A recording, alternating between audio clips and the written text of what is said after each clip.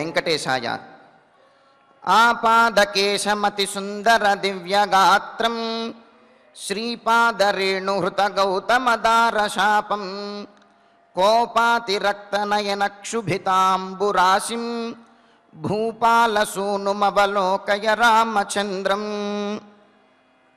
సౌందర్య లావణ్యాది గుణములచే శోభించేటటువంటి రూపము గలవాడు. కేవలం తన యొక్క పాద స్పర్శ చేత అహల్య యొక్క శాపాన్ని శమింపచేసినటువంటి శ్రీరామచంద్రునికి నమస్కరిస్తూ, తదభిన్న స్వరూపుడైనటువంటి ఆ శ్రీనివాసుని యొక్క దయా విశేషం చేత సమస్త మానవాళికి ధర్మ తత్పరతను సకల కార్యసిద్ధిని చేకూర్చాలన్నటువంటి సంకల్పంతో తిరుమల తిరుపతి దేవస్థానం వారు నిర్వహిస్తున్నటువంటి శ్రీమద్ రామాయణం అయోధ్యాకాండ ప్రవచన పారాయణ కార్యక్రమంలో నేటికి మనం 322వ రోజులోకి ప్రవేశించాం. ఈ కార్యక్రమంలో ముందుగా అన్నమాచారుల వారి సంకీర్తన అయినటువంటి ఏ కులజుడైననేమి ఎవ్వడైననేమి అనేటటువంటి సంకీర్తనను శ్రీమాన్ రాజేష్ గారు, అన్నమాచార్య ప్రాజెక్టు కళాకారులు వారి బృందం యొక్క సహకారంతో ఆలపిస్తారు. శ్రవణం చేద్దాం. ఓం నమో వెంకటేశాయ. ఓం నమో వెంకటేశాయ.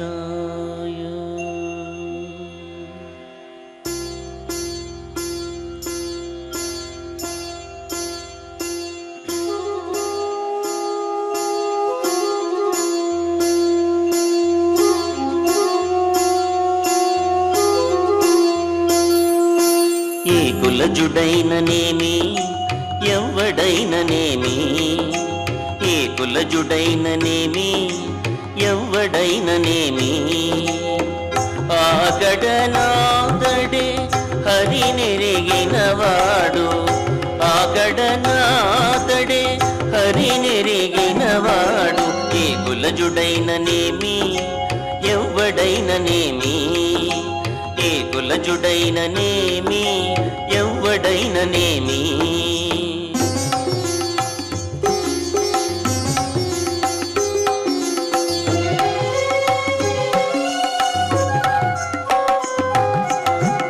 పరగిన సత్య సంపన్నుడైన వాడే పరనిందసేయ తత్పరుడుగానివాడు.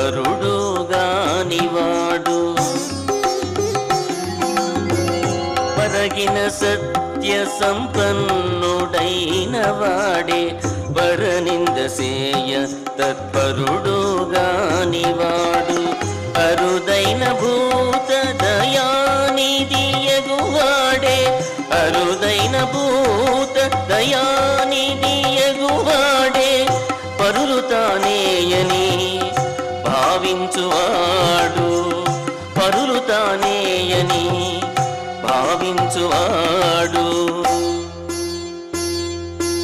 ఏ కులజుడైననేమి ఎవ్వడైననేమి, ఆగడనాదడే హరినెరిగినవాడు, ఆగడనాదడే హరినెరిగినవాడు.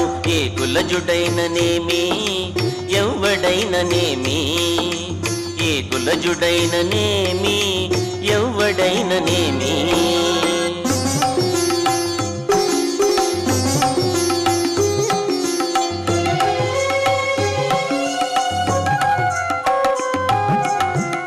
నిర్మలుడై ఆత్మనియతి కలుగువాడే, ధర్మతత్పర బుద్ధి తగిలినవాడు. నిర్మలుడై ఆత్మనియతి కలుగువాడే, ధర్మతత్పర బుద్ధి తగిలినవాడు. కర్మ మార్గములు తడవని వాడే, కర్మ మార్గములు తడవని వాడే, మర్మమై హరి భక్తి మరవని వాడు, మర్మమై హరి భక్తి మరవని వాడు. ఏ కులజుడైననేమి ఎవ్వడైననేమి, ఆగడనాదడే హరినెరిగినవాడు, ఆగడనాదడే హరినెరిగినవాడు. ఏ కులజుడైననేమి ఎవ్వడైననేమి, ఏ కులజుడైననేమి ఎవడైననేమి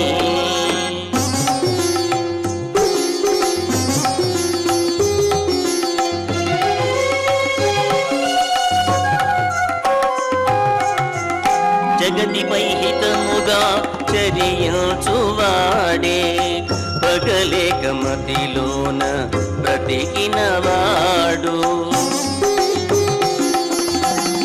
జగతిపై హితముగా చర్యించువాడే పగలేక మతిలోన బ్రతికినవాడు తెగి సకలమునాత్మ తెలిసినవాడే తెగి సకలమునాత్మ తెలిసినవాడే తగిలి వెంకటేశు దాసుడైనవాడు తగిలి వెంకటేశు దాసుడైనవాడు మర్మమై హరి భక్తి మరువనివాడు పరులు తానేయని భావించువాడు ఏ కులజుడైననేమి ఎవడైననేమి ఆగడనాతడే హరి తిరిగినవాడు ఆగడనాతడే హరి నెరిగినవాడు ఏ కులజుడైననేమి ఎవడైననేమి ఏ కులజుడైననేమి ఎవడైననేమి ఏ కులజుడైననేమి ఎవడైననేమి ఏ కులజుడైననేమి ఎవడైననేమి. సంకీర్తనను ఎంతో చక్కగా శ్రవణం చేశాం. ఇక ఇప్పుడు శ్రీ గురు ధ్యానపూర్వకంగా సంకల్ప వాక్యాలను అందరము కలిసి పలుకుతూ ఈ కార్యక్రమాన్ని ప్రారంభం చేసుకుందాం. శ్రీ గురు ధ్యానం గురుర్బ్రహ్మా గురుర్విష్ణు గురుర్దేవో మహేశ్వరః గురుః సాక్షాత్ పరం బ్రహ్మ తస్మై శ్రీ గురవే నమః. శ్రీనివాస ధ్యానం శ్రీ వెంకటాద్రినిలయః కమలాకాముకః పుమాన్ అభంగుర విభూతిర్నః తరంగయతు మంగళం. అథ సంకల్పః శ్రీమదాదివరాహ క్షేత్రే విరాజమానస్య శ్రీ పద్మావతీ జానేః అఖిలాండ కోటి బ్రహ్మాండ నాయకస్య శ్రీరామచంద్ర రూపాంతరస్య భగవతః శ్రీ వెంకటేశ్వర స్వామినః సన్నిధౌ హనుమత్ సీతా లక్ష్మణ భరత శత్రుఘ్న పరివార సమేత శ్రీరామచంద్ర పరబ్రహ్మణః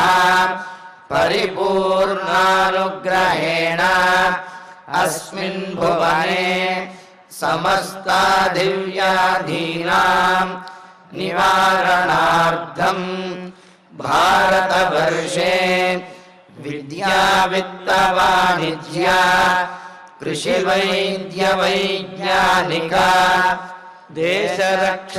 దేశరక్షణాదిరంగేషు విద్యమానానాం ఆస్తిక మహాజనానాం సర్వేషాం సకుటుంబానాం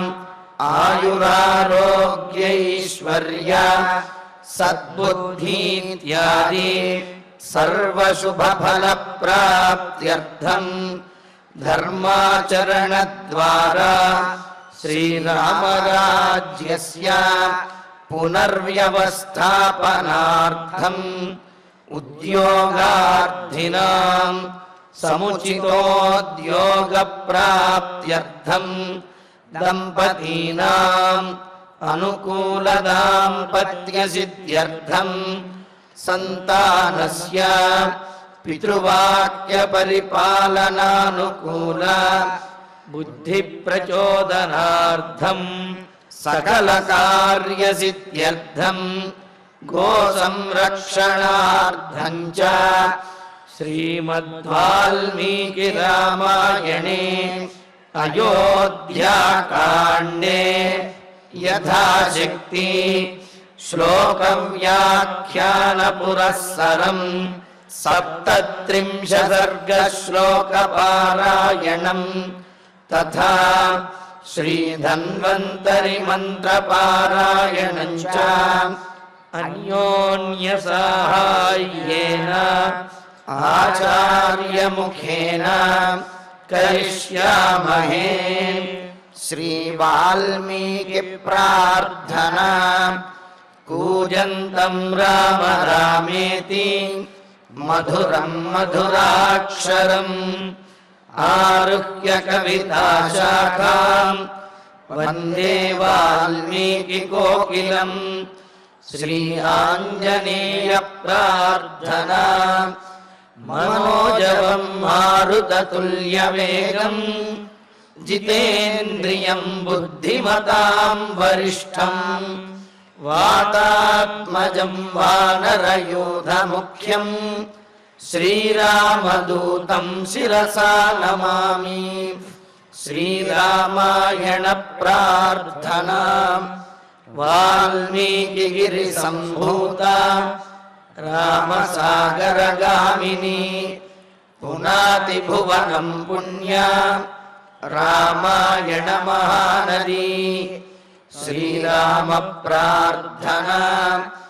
అయోధ్యాఖ్యేతు గుర్వర్ధే త్యక్త్వా రాజ్యం గిరౌ వసన్ పాదుకే భరతాయాదాత్ స రామః శరణం మమ.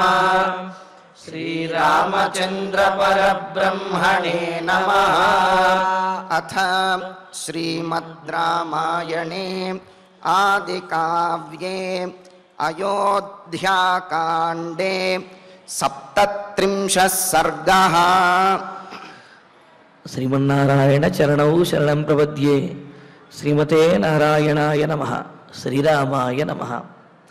తత్వయా పుత్రగర్ధిన్యా పుత్రస్య కృతమప్రియం లోకే హి స న విద్యేత యో న రామమనువ్రతః. వశిష్ఠుల వారు కైకేయితో చెబుతున్నటువంటి మాటలు. రాముడిని వనవాసానికి పంపించినట్లయితే, నారచీరలు కట్టి రాముడితో పాటు సీతాదేవిని కూడా వనవాసానికి పంపించినట్లయితే జరగబోయేటటువంటి అనర్థములను తెలియజేస్తూ ఉన్నాడు. నిజంగా భరతుడే కనుక దశరథుడి యొక్క కుమారుడైనట్లయితే నీవు చెప్పినట్లుగా ఈ రాజ్యానికి రాజు అవ్వటానికి ఒప్పుకోడు. నీ మాటను వినడు. నిన్ను కనీసం తల్లిగా కూడా అంగీకరించడు.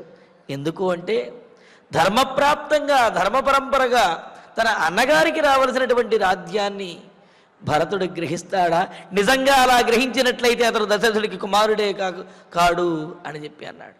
అని మరి నీవు మాత్రము ఏదో నా కుమారుడి కోసం నేను ఈ విధంగా తాపత్రయపడుతున్నాను, కొడుకు కోసం తల్లి ఈ విధంగా చేయటం తప్పంటారేమిటండి అని అంటావేమో. కొడుకు కోసం ఏ తల్లైనా సరే కొడుకుకి ఇష్టమైనటువంటి పనిని, కొడుకుకి ఆ కుమారుడికి మేలు చేసేటటువంటి పని చెయ్యాలి. కానీ కొడుకుని అధోగతి పాలు చేసేటటువంటి పని చేస్తూ నేను కొడుకు కోసం చేస్తున్నాను, పుత్రుడి మీద ప్రేమతో చేస్తున్నాను అని చెప్పటం ఎంతవరకు వివేకం అవుతుంది? అది అవివేకం, మూర్ఖత్వం అవుతుంది అంటున్నాడు. అంటూ పుత్రగర్ధిన్య, పుత్రుడి మీద ఉన్నటువంటి ప్రేమతోటి నీవు త్వయా పుత్రస్య అప్రియం కృతం, నీవు నీ కుమారుడికి అప్రియాన్ని అహితాన్నే చేస్తూ ఉన్నావు. ఎవరైనా ప్రేమతోటి అనుకూలంగా వ్యవహరిస్తారు, ప్రేమతోటి కీర్తి ప్రతిష్టలు తెచ్చిపెడతారు. నువ్వు నీ ప్రేమతోటి నీ కుమారుడిని అధోగతి పాలు చేస్తున్నావు. భరతుణ్ణి నీ కుమారుడికి అపకీర్తిని తెచ్చిపెడుతున్నావు. సరే, ఎన్ని తెచ్చిపెట్టినప్పటికీ కూడా నా కుమారుడు సుఖపడతాడు కదా అని అనుకుంటున్నావేమో. అతడికి ఈ సుఖమనేది ఇష్టము లేదు. కావున నీ కుమారుడికి ఇష్టం లేనటువంటి పనినే నీవు చేస్తూ ఉన్నావు. ఎందుకంటే ఈ లోకంలో ఎవడైనా సరే రాముడిని అనుసరించినటువంటి వాడు ఉంటాడా అని అంటున్నాడు. ఎందుకు అంటే మరి ఇప్పుడంటే మనం రాముడిని భగవంతుడిగా భావించి అనుసరిస్తున్నాం. కానీ త్రేతాయుగంలో అక్కడ ఉన్నటువంటి ప్రజల వారందరూ కూడా రాముణ్ణి ఆదర్శ పురుషుడిగా తీసుకున్నారు. ఇప్పటికీ మనం ఆదర్శ పురుషుడిగా తీసుకుంటాము, అదేవిధంగా భగవంతుడిగా తీసుకుంటాం. కానీ త్రేతాయుగంలో అక్కడ ఉన్నటువంటి ప్రజలందరూ కూడా రాముణ్ణి తనవాడిగా భావించారు, తమలో ఒకటిగా భావించారు, ఆదర్శ పురుషుడిగా భావించారు. అంటే నలుగురు అనుసరించాలి అంటే, అందరూ కూడా మెచ్చుకోవాలి అంటే, ప్రేమాభిమానాలు చూపించాలి అంటే భగవంతుడే అవ్వవలసినటువంటి అవసరము లేదు. ఆదర్శ పురుషుడిగా ధర్మమైనటువంటి మార్గంలో ఉన్నటువంటి వారిని ఎవరైనా సరే అనుసరిస్తాడు. కావున రాముడిని కేవలం భగవంతుడిగానే కాదు, ఆదర్శ పురుషుడిగానైనా సరే అనుసరించవచ్చును అనే విషయాన్ని ఇక్కడ వశిష్ఠ మహర్షి తెలియజేస్తున్నాడు.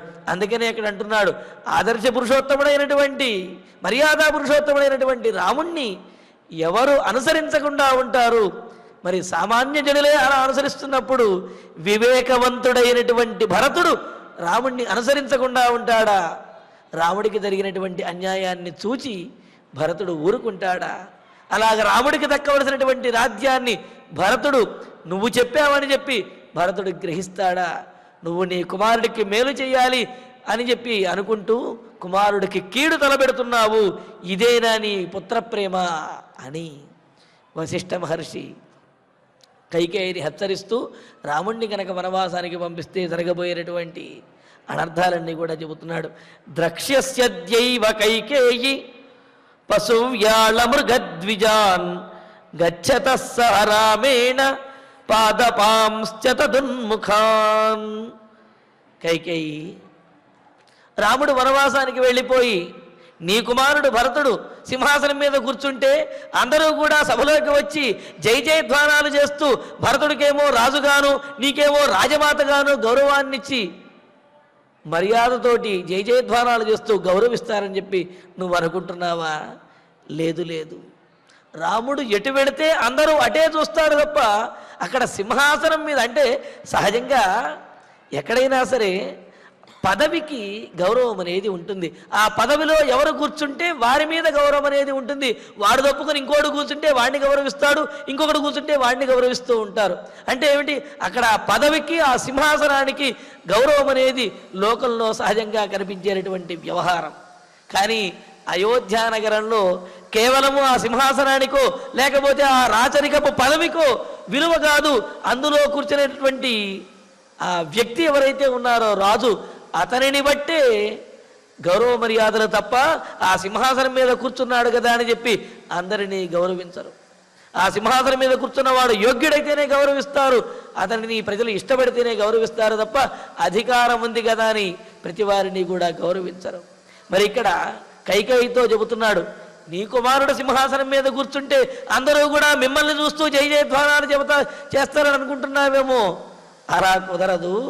రాముడు అడవికి వెళుతున్నప్పటికీ కూడా, అన్నీ వదిలేసినప్పటికీ కూడా, ఏమీ లేనివాడుగా వెళుతున్నప్పటికీ కూడా రాముడినే అందరూ చూస్తారు, రాముడినే అనుసరిస్తారు తప్ప సింహాసనం మీద కూర్చున్నాడు కదా అని నీ కుమారుడినో రాజమాతగా నిన్నో ఎవరు కూడా అనుసరించేవాళ్ళు, మాట వినేవాళ్ళు, చూసేవారు కూడా ఉండరు, జాగ్రత్త అని చెప్పి హెచ్చరిస్తున్నాడు. అందుకనే కైకేయి రామేణ సహ గచ్చతః, రాముడితోటి అడవికి వెళుతున్నటువంటి పశువ్యాళ మృగద్విజాన్ తదున్ముఖాన్, పశువులను అదేవిధంగా ఏనుగులను పాములను మృగములు ఇవేవైతే ఉన్నాయో వీటన్నింటినీ తదున్ముఖాన్ అతని వైపే ముఖం పెట్టి దీనంగా చూస్తున్నటువంటి పాదపాన్ చెట్లని కూడా అద్యేవ ద్రక్ష్యతి, నువ్వు ఈరోజే చూడగలవు. అంటే అయోధ్య నగరంలో ఉన్నటువంటి ప్రతి ప్రాణి కూడా, కదలగలిగినటువంటి ప్రతి ప్రాణి కూడా రాముడిని అనుసరించి వెళ్ళడానికి ప్రయత్నిస్తుంది. అంటే మనుషులు కానీ పశుపక్ష్యాదులు కానీ జంతువులు ఏవైనా సరే రాముడితో వెళ్ళడానికే అవి ప్రయత్నిస్తాయి, అటువైపే అడుగులు వేస్తాయి. కదలలేనటువంటి చెట్లు కూడా రాముడు వెళుతున్నటువంటి దిక్కుకే వంగి రాముడితో వెళ్ళడానికి ప్రయత్నిస్తాయి, కానీ పాపం చెట్లు కదలలేవు. అందుకని ఆ చెట్లు మాత్రము ఇక్కడ అయోధ్య నగరంలో ఉంటాయి. అందుకనే భాసుడు అంటారు, నాగేంద్రాయ వసాభిలాష విముఖా శాస్త్రేక్షణావాజినో హ్రేషాశూన్యముఖా సదీనవదనా క్రందంత ఉచ్చైర్దిశ త్యక్తాహారకథా సవృద్ధ వనితా బాలాశ్చ ప్రౌఢా జనా రామో యాతి యయా సదా రసహజ తామేవ పశ్యంత్యమీ. రాముడు వనవాసానికి వెళుతుంటే అయోధ్యానగరంలో ఉన్నటువంటి పరిస్థితి ఎలా ఉన్నదో చెబుతున్నారు. ఏనుగులు సహజంగా ఎప్పుడూ కూడా ఆహారాన్ని తింటూ ఉంటూ ఉంటాయి. ఎందుకంటే వాటి యొక్క ఉదరం అంత పెద్దది కాబట్టి ఆహారం తింటూ ఉంటాయి, దొరికితే వదలకుండా. కానీ రాముడు వనవాసానికి వెళుతుంటే ఏనుగులు ఆహారం తింటాం మానేశాయిట. అలాగే ఆనందంతో ఉన్నప్పుడు గుర్రములు సకిలిస్తాయి బాగా ఆహారాన్ని తిన్న తర్వాత. కానీ ఆ విధమైన ఆనందపూరితమైనటువంటి ఆ సకిలింపులను గుర్రం చేయటం లేదు, గుర్రాలు ఏవి కూడా చేయటం లేదు. అలాగే అక్కడ ఉన్నట్టు అయోధ్యానగరంలో ఉన్న చిన్నపిల్లలు, తరుణులు, మధ్య వయస్సు వాళ్ళు, ముసలి వాళ్ళు, వీళ్ళెవరూ కూడా అందరూ కూడా ఆహారాన్ని విడిచిపెట్టేసి రాముడు ఏ దిక్కుకైతే వెళుతున్నాడో ఆ దిక్కునే చూస్తూ విలపిస్తూ బోరున ఏడుస్తూ ఉన్నారు అని అన్నాడు. అంటే ఇక్కడ పూర్తిగా చెప్పడంలో ఉద్దేశం ఏమిటి అంటే, అందరూ అని చెబితే సరిపోతుంది, కానీ సవృద్ధ వనితా బాలాస్త్య అని చెప్పంటూ సహజంగా పెద్దవాళ్ళు ఉపవాసాలు ఉంటారు, ఆహార నియమాలు పాటిస్తూ తట్టుకోగలుగుతారు. చిన్నపిల్లలు ఉండగలుగుతారా? ఉండలేరు కదా. అయినప్పటికీ కూడా చిన్నపిల్లలు కూడా రాముడు వనవాసానికి వెళుతుందంటే వాళ్ళకి ఆహారం అందటం లేదు, ఆహారం వాళ్ళకి తీసుకోవాలనిపించడం లేదు. వృద్ధులు ఉండలేనటువంటి వారు వయస్సు రీత్యా, అయినా వాళ్ళు కూడా ఆహారాన్ని మానేసి రాముడు వెళ్ళినటువంటి దిక్కుకే చూస్తూ వాళ్ళు బాధపడుతూ ఉన్నారట. మరి అదే అక్కడ మనకు తెలియజేశారు. ఆ విషయాన్ని వశిష్ఠ మహర్షి, జరగబోయేటువంటి విషయాన్ని వశిష్ఠ మహర్షి చెబుతున్నాడు. ఏమని? పాదపాన్ అద్యైవ ద్రక్ష్యతి. రాముడు వెళుతున్నటువంటి వైపుకి వంగినటువంటి చెట్టను కూడా నువ్వు అయోధ్యానగరంలో చూస్తావు.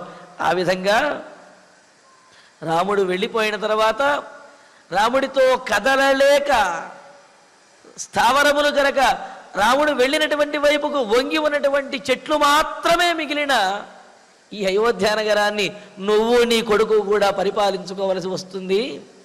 కావున ఈ విధంగా రాముడిని వనవాసానికి పంపించవద్దు. పోనీ రాముడు వనవాసానికి వెళ్ళడం అనేది తండ్రి యొక్క ఆజ్ఞ ఉన్నది కావున వెళితే వెళ్ళాడు.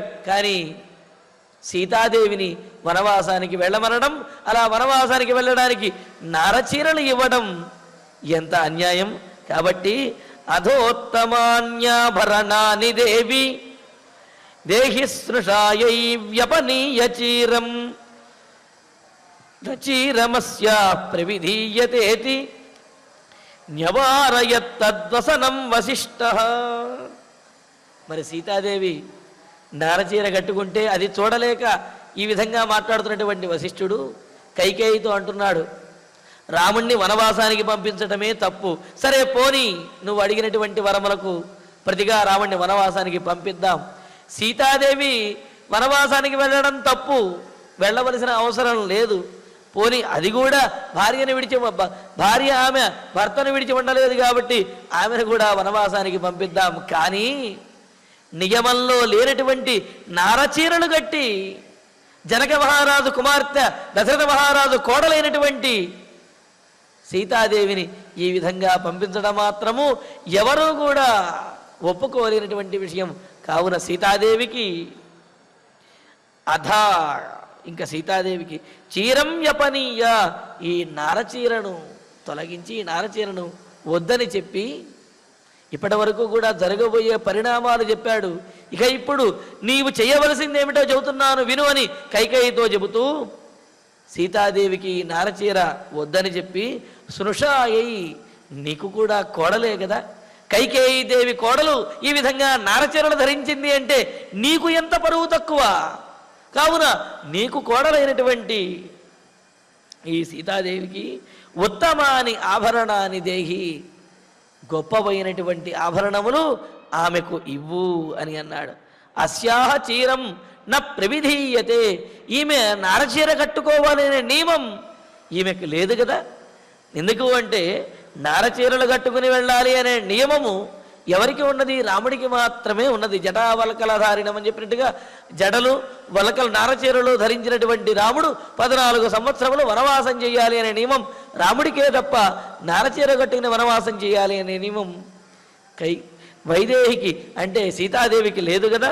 కావున అస్యాహ చీరం న ప్రవిధీయతే, ఈమెకు నారచీర కట్టుకోవలసినటువంటి అవసరము కానీ నియమం కానీ లేదు. ఇది వశిష్ఠ తద్వసనం న్యవారయతు. ఈ విధంగా వశిష్ఠుడు కైకేయితో చెబుతూ ఆ సీతాదేవి కట్టుకున్నటువంటి ఆ నారచీర ఏదైతే ఉందో అది వద్దు అని చెప్పి వారిస్తూ ఉన్నాడు. వారిస్తూ ఇంకా అంటున్నాడు, ఎందుకు అంటే నియమమును పాటించవలసినటువంటి వాడిని నియమము పాటించు అని చెప్పటంలో ఔచిత్యం ఉన్నది, కానీ నియమము పాటించవలసిన అవసరం లేని వారి విషయంలో కూడా బలవంతంగా నియమాన్ని రుద్దటం అనేది అది సమంజసం కాదు.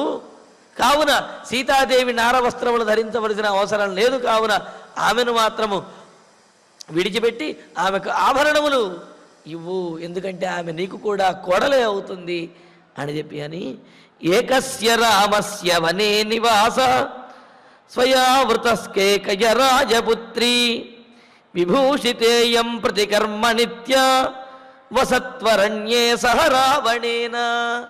సరే, నారచీరలు వద్దు అంటున్నారంటే సీతాదేవిని వనవాసానికి కూడా పంపించొద్దు అంటున్నారేమో అని అనుకుంటావేమో. సీతాదేవిని వనవాసానికి పంపించేద్దాంలే అని అంటూ నారచీర కట్టుకోవలసిన అవసరం లేదు, సరే నువ్వు ఇచ్చినటువంటి ఆభరణాలు పెట్టుకుని వనవాసానికి వెళుతుంది అంటూ కేకయ రాజపుత్రి, కేకయ రాజకుమార్తెమైనటువంటి ఓ కైకేయి ఈ మాట ఎందుకు అన్నాడంటే, రాజకుమార్తె ఎలా ఉండాలో, ఎటువంటి ఆభరణములను వస్త్రములను ధరించాలో నీకు తెలుసు. మరి కేకయ రాజపుత్రమైనటువంటి నీవు, ఇవన్నీ తెలిసినటువంటి నీవు సీతాదేవి ఎటువంటి ఆభరణాలు ధరిస్తే, ఎటువంటి వస్త్రములు ధరిస్తే సముచితంగా ఉంటుందో అది కూడా నీకు తెలుసు. అందుకనే ఇక్కడ ఏమంటున్నాడు, కేకయ రాజపుత్రి, కేకయ రాజకుమార్తె అయిన ఓ కైకేయి, త్వయా రామస్య ఏకస్య వనే నివాస వృత. నువ్వు రాముడి విషయంలో మాత్రమే వనవాసం చెయ్యాలి అనే వరాన్ని దశరథ మహారాజు వద్ద అడిగావు, అంతే కదా. కాబట్టి నువ్వు అడిగినటువంటి వరము ఇయం విభూషిత ప్రతికర్మ నిత్య రాఘవేణ సహ అరణ్యే వసతు.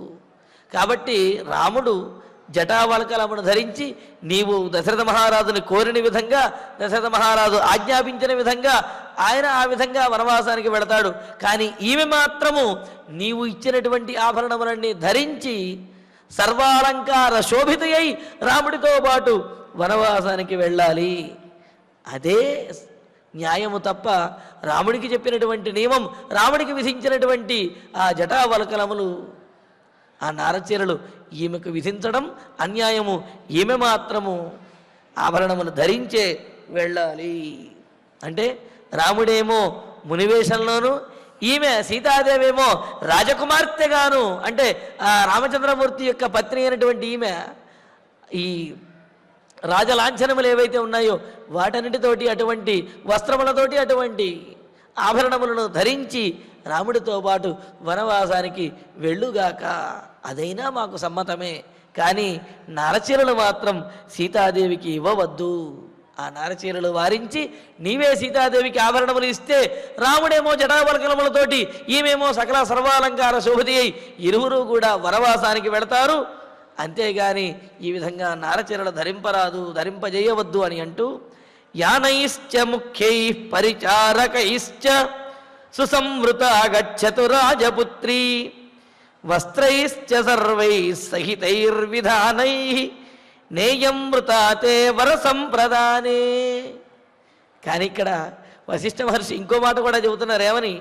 రాజపుత్రి, రాజకుమార్తె అయినటువంటి సీతాదేవి ముఖ్యై యానై, ప్రధానమైనటువంటి రాజకుమార్తె విహరించడానికి యోగ్యమైనటువంటి, ప్రయాణించడానికి యోగ్యమైన రథములు ఏవైతే ఉన్నాయో రథములతోటి, అలాగే పరిచారకై, పరిచారిక గణములతోటి, సేవకులతోటి, దాసదాసీ గణములతోటి, అలాగే వస్త్రైశ్చ, ధరించడానికి యోగ్యమైనటువంటి రాజకుమార్తె ధరించేటటువంటి వస్త్రములు, వీటన్నిటితోటి సహితై సర్వై విధానై, ఇలాగా రాజమర్యాదలకు తగినటువంటి సకల విధములైన సౌకర్యములతోటి సకల విధములైనటువంటి లాంఛనములతోటి సుసంవృత కూడుకున్నది.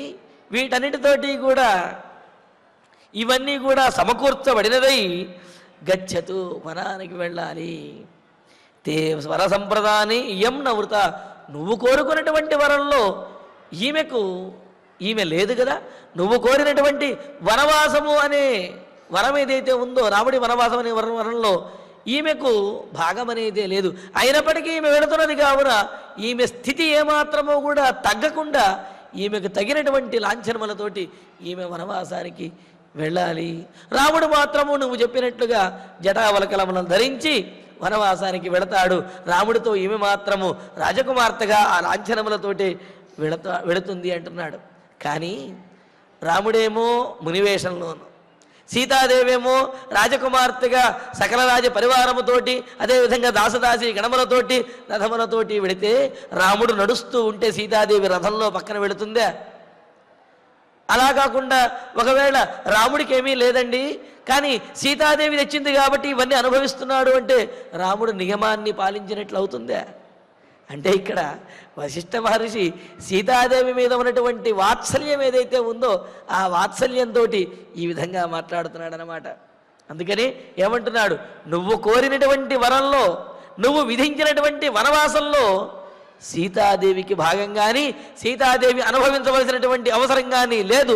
కావున అయినప్పటికీ కూడా సీతాదేవి రాముడితో పాటు వనవాసానికి వెళతానంటున్నది. కావున ఆమె తన రాజలాంఛనములతోటే వనవాసానికి వెళ్ళాలి, రాముడు మాత్రం నువ్వు చెప్పినట్లుగా వెళతాడు అని చెప్పి అంటున్నాడు. వశిష్ఠ మహర్షి అన్నారు ఈ విధంగా అని. తస్మిన్ తథా జల్పతి విప్రముఖ్యే గురౌ నృపస్య ప్రతిమ ప్రభావే నైవస్మ సీత వినివృత్త భావ ప్రియస్య భర్తు ప్రతికారకామా. ఇలాగా వశిష్ఠ మహర్షి కైకేయితో చెబుతూనే ఉన్నారు.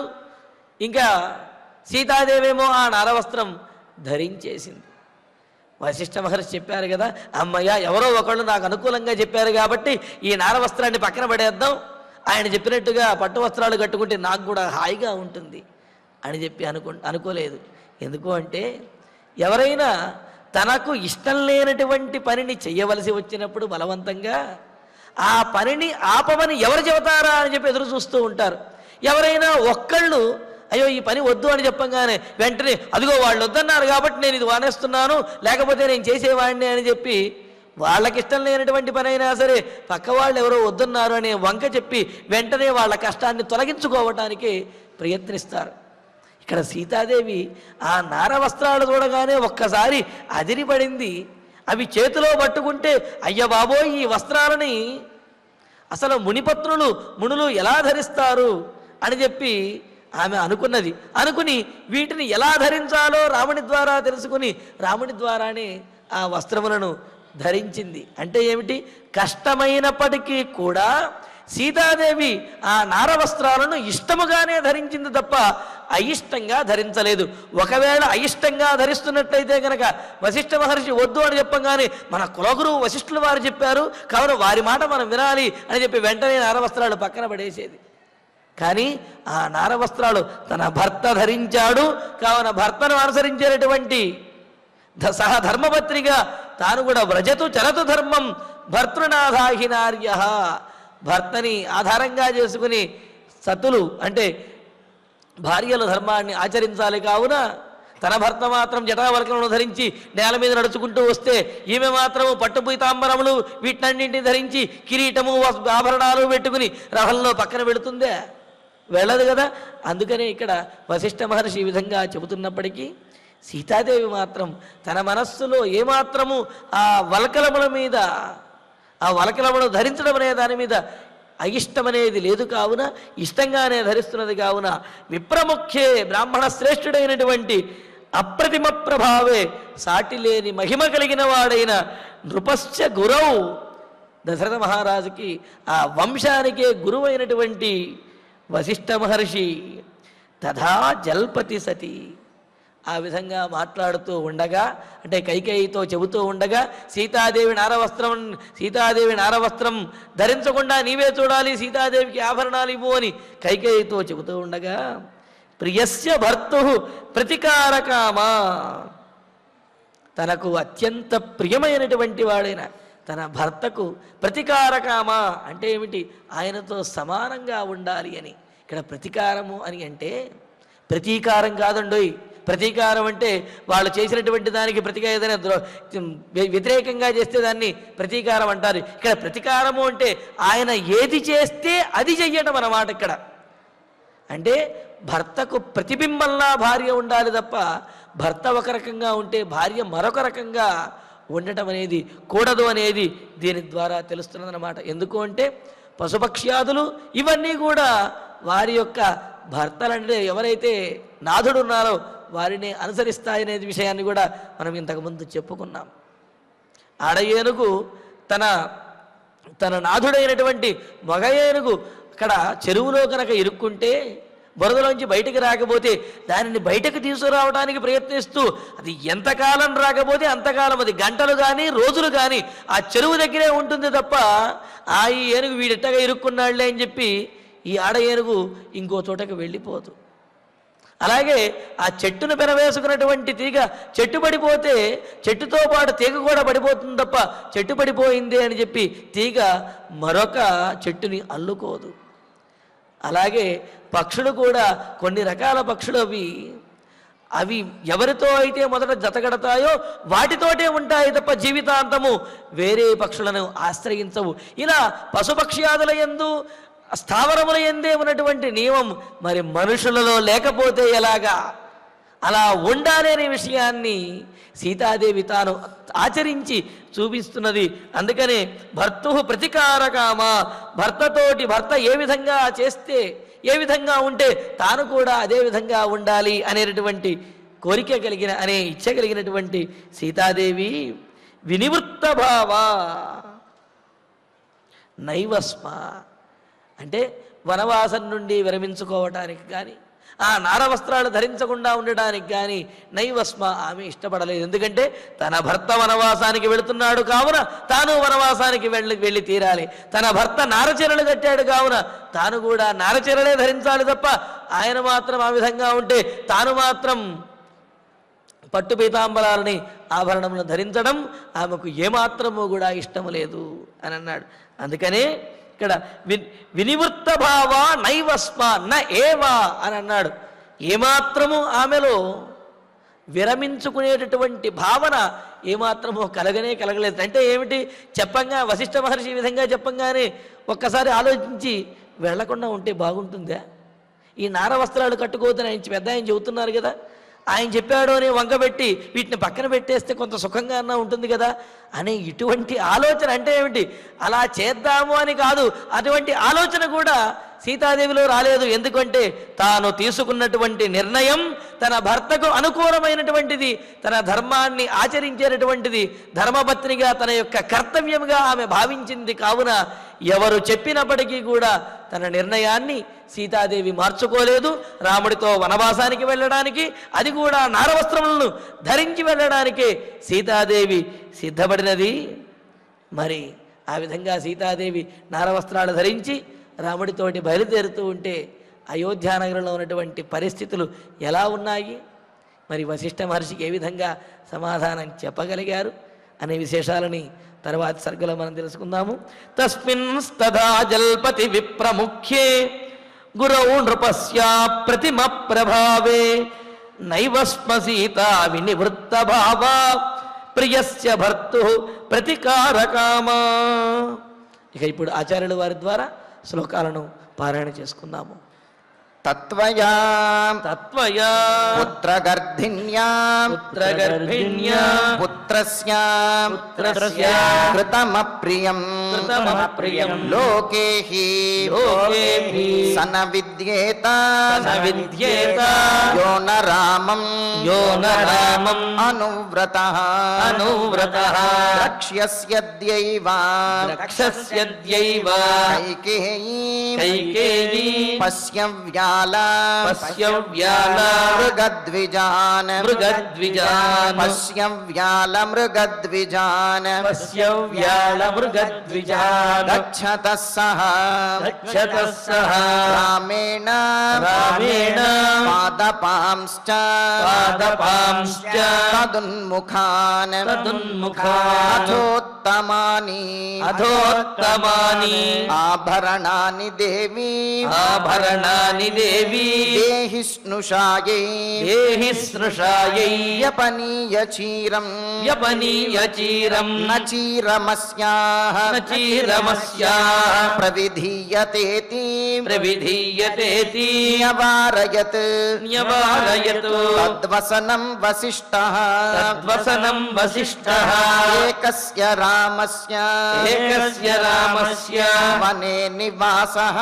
వనే నివాసః తయావృతః తయావృతః ఏకయ రాజపుత్రీ ఏకయ రాజపుత్రీ విభూషితేయం విభూషితేయం ప్రతికర్మ నిత్యా ప్రతికర్మ నిత్యా సత్వరణ్యే వసత్వరణ్యే సహ రాఘవేణ సహ రాఘవేణ యానైశ్చ ముఖ్యైః యానైశ్చ ముఖ్యైః పరిచారకైశ్చ పరిచారకైశ్చ సుసంవృతా సుసంవృతా గచ్చతు రాజపుత్రీ గచ్చతు రాజపుత్రీ వస్త్రైశ్చ సర్వైః వస్త్రైశ్చ సర్వైః సహితైర్విధానైః సహితైర్విధానైః జ్ఞేయం వృతాతే నియయం వృతాతే వరసంప్రదానే వరసంప్రదానే తస్మింస్తథా తస్మింస్తథా జల్పతి విప్రముఖ్యే జల్పతి విప్రముఖ్యే గురౌ నృపస్య గురో నృపస్య అప్రతిమ ప్రభావే అప్రతిమ ప్రభావే నైవ స్మ సీతా నైవ స్మ సీతా వినివృత్త భావా వినివృత్త భావా ప్రియస్య భర్తుః ప్రియస్య భర్తుః ప్రతికారకామా ప్రతికారకామా తస్మింస్తథా జల్పతి విప్రముఖ్యే తస్మింస్తథా జల్పతి విప్రముఖ్యే గురౌ నృపస్య ప్రతిమ ప్రభావే గురో నృపస్య ప్రతిమ ప్రభావే నైవ స్మ సీతా వినివృత్త భావా నైవ స్మ సీతా వినివృత్త భావా ప్రియస్య భర్తుః ప్రతికారకామా ప్రియస్య భర్తుః ప్రతికారకామా ఇత్యార్షే ఇత్యార్షే శ్రీమద్ రామాయణే శ్రీమద్ రామాయణే ఆదికావ్యే ఆదికావ్యే అయోధ్యాకాండే అయోధ్యాకాండే సప్తత్రింశः సర్గः సప్తత్రింశः సర్గः. ఫలశ్రుతి నుండి మంగళాంతం వరకు అందరము కలిసి పఠిద్దాం. ఫలశ్రుతి ఆయుష్యమారోగ్యకరం యశస్యం సౌభ్రాతృకం బుద్ధికరం సుఖం చ శ్రోతవ్యమేతన్నియమేన సద్భిః ఆఖ్యానమోజస్కరమృద్ధికామైః శ్రీరామచంద్ర పరబ్రహ్మణే నమః. అథ ధన్వంతరి ధ్యానం అచ్యుతానంత గోవింద విష్ణో నారాయణామృత రోగాన్నేనాశయాశేషాన్ ఆశు ధన్వంతరే హరే. ఆరోగ్యం దీర్ఘమాయుష్యం బలం తేజోధియం శ్రియం స్వభక్తేభ్యోనుగృహంతం వందే ధన్వంతరిం హరిం. ధన్వంతరేరిమం శ్లోకం భక్త్యా నిత్యం పఠంతి యే అనారోగ్యం న తేషాం స్యాత్ సుఖం జీవంతి తే చిరం. ఓం నమో భగవతే వాసుదేవాయ ధన్వంతరయే అమృతకలశహస్తాయ వజ్రజలౌకహస్తాయ సర్వామయ వినాశనాయ త్రైలోక్యనాథాయ మహావిష్ణవే స్వాహా. ఓం వాసుదేవాయ విద్మహే సుధాహస్తాయ ధీమహి తన్నో ధన్వంతరి ప్రచోదయాత్. అధనవగ్రహ ప్రార్థన ఆరోగ్యం పద్మబంధుర్వితరతు నితరాం సంపదం శీతరశ్మిః. భూలాభం భూమిపుత్రః సకల గుణయుతాం వాక్ విభూతిం చ సౌమ్యః.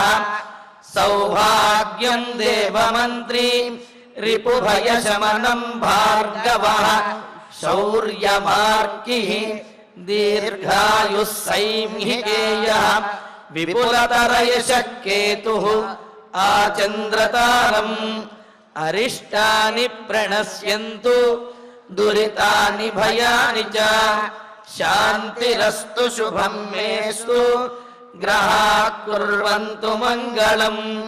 అధ క్షమా ప్రార్థనా యదక్షరపదభ్రష్టం మాత్రాహీనం చ యద్భవేత్ తత్సర్వం క్షమ్యతాం దేవ నారాయణ నమోస్తుతే. అథ భగవత్ సమర్పణం కాయేన వాచా మనసేంద్రియైర్వా బుద్ధ్యాత్మనా వా ప్రకృతే స్వభావాత్ కరోమి యద్యత్ సకలం పరస్మై నారాయణాయేతి సమర్పయామి. అథ మంగళం శ్రియః కాంతాయ కళ్యాణ నిధయేర్ధినాం. శ్రీవేంకట నివాసాయ శ్రీనివాసాయ మంగళం.